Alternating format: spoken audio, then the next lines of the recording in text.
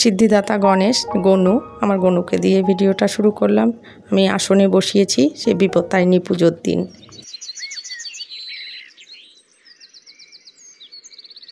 নমস্কার বন্ধুরা, আশা করি সবাই ভালো আছো।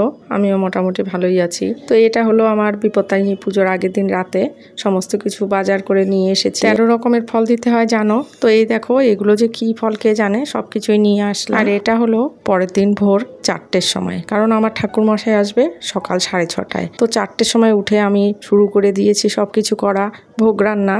তবুও কমপ্লিট করতে পারিনি আর কি, এতটাই তাড়াহুড়ো হয়েছে। ঠাকুরমশাই 6:30 বলেছে মানে একদম ঠিক ঘড়ির কাঁটায় 6:30টায় এসে হাজির।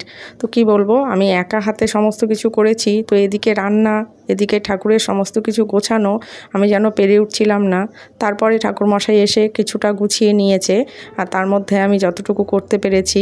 আর দেখো এই করলাম 5 রকম ভাজা, খিচুড়ি, লুচি, আর পায়েসটা আমি সেভাবে করতে পারিনি আর কি, আমার নিজেরই মন খারাপ হয়ে গেছিলো। এরপর যে একটু সাজিয়ে গুছিয়ে সুন্দরভাবে দেব সেটারও পারিনি। উনি যেভাবে পেরেছে সেভাবে সাজিয়ে নিয়েছে। যাই হোক, ঠাকুর আর কি নিজেরটা নিজে নিয়ে নিয়েছে। সে সাজানো গোছানো পরের কথা, আমার পুজোটা সব কিছু দিয়ে আমি করতে পেরেছি, সেটাতেই মনের শান্তি আর কি। কোনো দিক দিয়ে আমি ত্রুটি রাখিনি।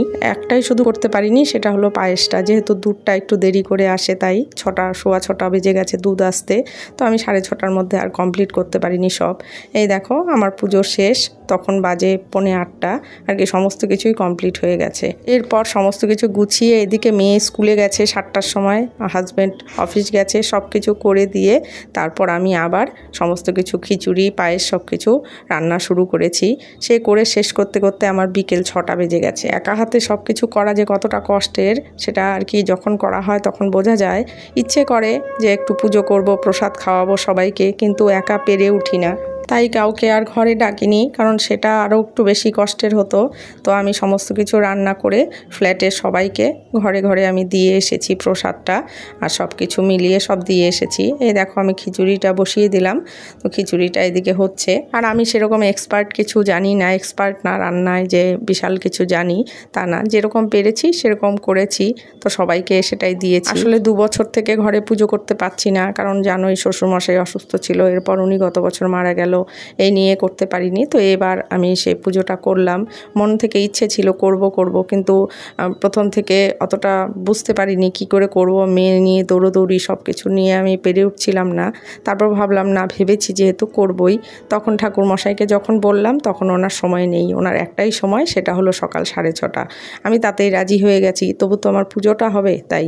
তো দেখো আজকের আয়োজনে যা যা ছিল, এই যে খিচুড়ি আর পায়েস, এদিকে এই যে খিচুড়িটা আমি কড়াইয়ে করেছিলাম, পরে বেশি হয়েছে বলে এখানে করেছি, আর এদিকে লাবড়া, আর ছিল এখানে লুচি। তো সমস্ত কিছুই রেডি হয়ে গেছে। এরপর এগুলো সমস্ত সাজিয়ে নিয়ে তারপরে কিছু আমার হাজব্যান্ড দিয়ে এসেছে, কিছু আমি দিয়ে এসেছি, করে সব কিছু কমপ্লিট করে সব আমরা খাওয়া দাওয়া কমপ্লিট করতে প্রায় রাত 12টা বেজে গেছে। যাই হোক, আজকের ব্লগটা এই পর্যন্তই। কেমন লাগলো অবশ্যই জানিও, লাইক শেয়ার কমেন্টস করতে